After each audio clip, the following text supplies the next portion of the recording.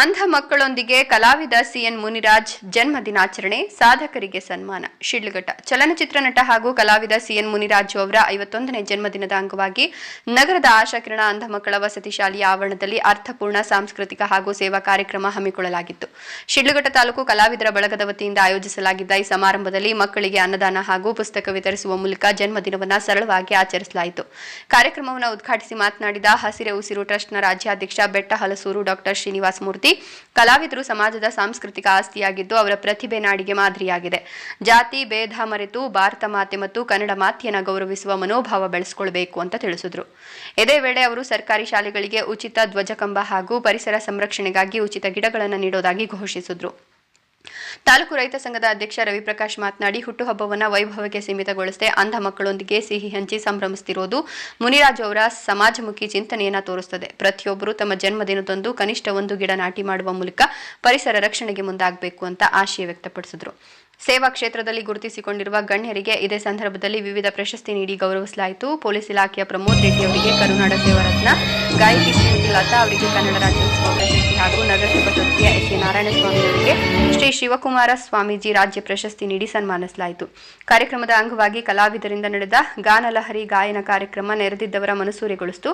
ಗಾಯಕರಾದ Lata, Mukesh, Nagesh, V Venkatesh ಮತ್ತಿತರರು ಸುಮಧುರ ಗೀತೆಗಳನ್ನು ಪ್ರಸ್ತುತಪಡಿಸಿದರು. ನಗರಸಭಾ ಸದಸ್ಯ ಎಸ್.ಎ. ನಾರಾಯಣಸ್ವಾಮಿ, ಕಾನೂನು ಸಲಹೆಗಾರ ಆರ್.ಎನ್. ವೇಣುಗೋಪಾಲ್, ಲಿಯೋ ಕ್ಲಬ್ನ ಅಧ್ಯಕ್ಷ ಶ್ರೀಕಾಂತ್ ಸೇರಿದಂತೆ ಅನೇಕ ಗಣ್ಯರು ಹಾಗೂ ಶಾಲೆಯ ಸಿಬ್ಬಂದಿ ವರ್ಗದವರು ಉಪಸ್ಥಿತರಿದ್ದರು. ವರದಿ ನಂದಿ ರಾಜೇಶ್, ಶಿಡ್ಲಘಟ್ಟ. ರಾಜ್ಯದಲ್ಲಿ ಕೋಟಿ ಇರೋರು ಕೂಡ ಹುಟ್ಟಿದಬ್ಬ ಆಚರಣೆ ಮಾಡ್ತಾರೆ. ಆದರೆ ನಾನು ಮಾಡೋದು ಸಣ್ಣ ಕೆಲಸ ಆದರೂ ಕೂಡ ನಾನು ಒಂದು ಹುಟ್ಟಿದಬ್ಬ ಸಮಾಜದಲ್ಲಿ 4 ಜನ ಗುರುತಿಸ್ಕೊಂಡಂಗೆ ಮಾಡಿಕೊಳ್ಬೇಕು ಅನ್ನೋದು ನಮ್ಮ ಸಿಎನ್ ಮುನಿರಾಜು ಅವರ ಅನಿಸಿಕೆ. ಇದು ಒಳ್ಳೆಯ ಅನಿಸಿಕೆ ಅಂತ ಕೂಡ ನಾವು ಅನ್ಕೊಳ್ತೀವಿ. ಯಾಕೆಂದರೆ ರಾಜಕಾರಣಿಗಳಿರ್ಬೋದು ಅಥವಾ ಬಿಸ್ನೆಸ್ ಮ್ಯಾನ್ಗಳಿರ್ಬೋದು, ಅವರ ಹುಟ್ಟಿದಬ್ಬ ಅದ್ದೂರಿಯಾಗಿ ಆಚರಣೆ ಮಾಡೋದು ನೋಡಿದ್ದೀವಿ. ಆದರೆ ನಾವು ಕಂಡಂತೆ ಸಿಎನ್ ಮುನಿರಾಜು ಅವರು ವರ್ಷ ನಾನು ಮೊನ್ನೆ ವರ್ಷ ಕೂಡ ಬಂದಿದ್ದೆ, ಇನ್ನೂ ಜೋರಾಗೆ ಮಾಡಿದ್ರು. 50ನೇ ವರ್ಷ ಹಾಫ್ ಸೆಂಚುರಿ ಮಾಡಿದ್ದೀವಿ ಅಂತೇಳಿ ಈ ಸಾರಿ 51ನೇ ವರ್ಷ. ಸಾಂಕೇತಿಕವಾಗಾದರೂ ಕೂಡ ಈ ಕಾರ್ಯಕ್ರಮ ಬಹಳ ನಮ್ಮ ಮನಸ್ಸಿಗೆ ಅದ್ದೂರಿಯಾಗಿ ಇದೆ ಅಂತ ಕಾಣ್ತಾ ಇದೆ. ಅಂಧ ಮಕ್ಕಳಿಗೆಲ್ಲ ಊಟ ಕೊಟ್ಟು, ಸ್ನೇಹಿತರನ್ನೆಲ್ಲ ಕರೆದು ಊಟ ಕೊಟ್ಟು, ನನ್ನ ವರ್ಷ ಪೂರ್ತಿ ಇದೇ ಥರ ನಾನು ಬೆಳೀಲಿ ಅಂತೇಳಿ ಒಂದು ನಮಗೆಲ್ಲ ಸಿಹಿ ಹಂಚಿ ಒಂದು ಕಾರ್ಯಕ್ರಮವನ್ನು ಆಯೋಜನೆ ಮಾಡಿದ್ದಾರೆ. ಅವರಿಗೆ ನಾನು ಹೃತ್ಪೂರ್ವಕವಾದ ಧನ್ಯವಾದಗಳನ್ನು ಹೇಳ್ತೀನಿ. ಅದೇ ರೀತಿ ನನ್ನ ಅನಿಸಿಕೆ ಏನಪ್ಪ ಅಂದರೆ, ನಾನು ಮೊನ್ನೆ ವೆಂಕಟೇಶ್ವರಣ್ಣ ಅವರ ಒಂದು ಹುಟ್ಟಿದಬ್ಬಕ್ಕೆ ಬಂದಿದ್ದೆ.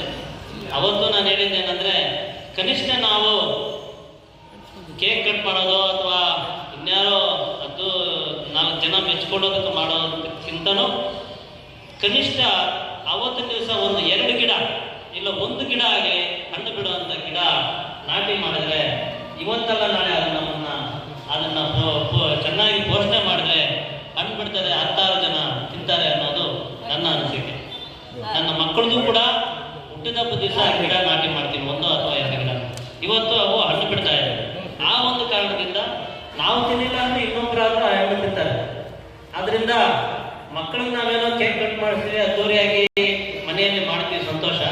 ಇಂಥ ಒಂದು ವೇದಿಕೆ ಕಾರ್ಯಕ್ರಮಗಳಲ್ಲಿ ಎಲ್ಲೇ ಹೋದ್ರೂ ಕೂಡ ಕನಿಷ್ಠ ಪಕ್ಷ ಪೋಷಣೆ ಮಾಡುವಂಥ ಗಿಡ ಕೊಡೋದಾದ್ರೂ ಮಾಡಬೇಕು.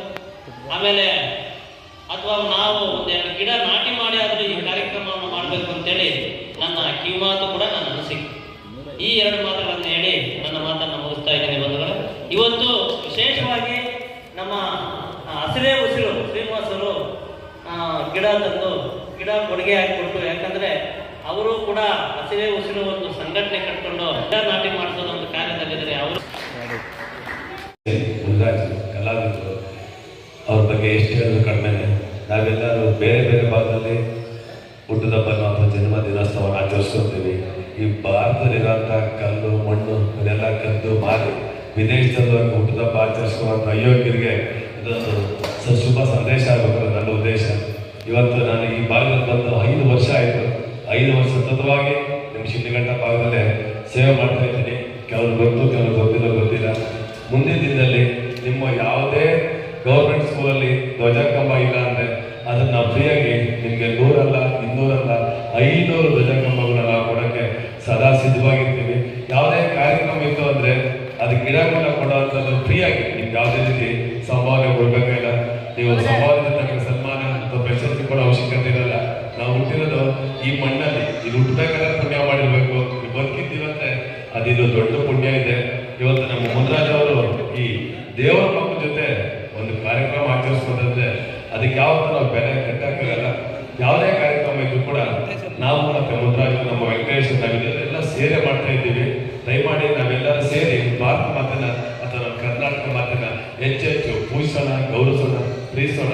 ಯಾವುದೇ ಕಾರಣಕ್ಕೂ ನಮ್ಗೆಲ್ಲರೂ ಬೇಕು. ನಾವು ಯಾವುದೇ ಒಂದು ಜಾತಿಗೆ ಸೇರಿದ ನಾವಂತೂ ಅಲ್ಲ, ನಾವೆಲ್ಲರೂ ಒಟ್ಟಾಗಿ ಹೋಗೋಣ.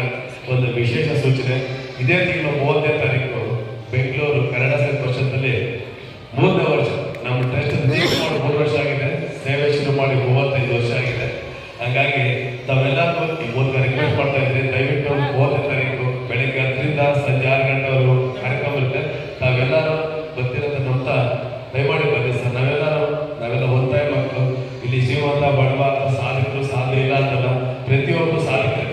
ರೋಡಲ್ಲಿ ಪಕ್ಕ ತಕ್ಕ ಅವರು ಕೂಡ ಸಾಧಿಕರು ಹೊರತು ನಾನು ಒಬ್ಬನೇ ವಿಶೇಷವಾಗಿ ನಾನು ಒಬ್ಬನೇ.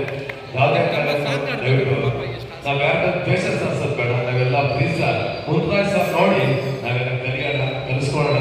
ಇನ್ನು ಮುಂದಿನ ಹೆಚ್ಚೆಚ್ಚು ಸೇವೆ ಮಾಡೋಕ್ಕೆ ನಾವು ನಮ್ಮನ್ನು ಗೆದ್ದ ಅಂತ ಹೇಳ್ತಾ ನನ್ನ ಮಾತು ಮುಗಿಸ್ತೀನಿ. ಜೈ ಕರ್ನಾಟಕ.